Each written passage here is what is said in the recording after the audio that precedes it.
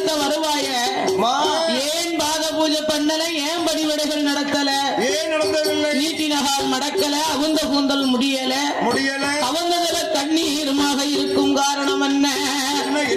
எனக்கறிய சொல்ல வேணும் என்று சொல்ல.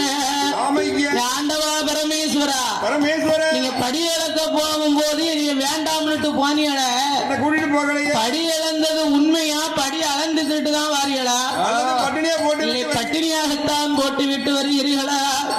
இத உங்க தேவி பார்வதியா தெரியணும்.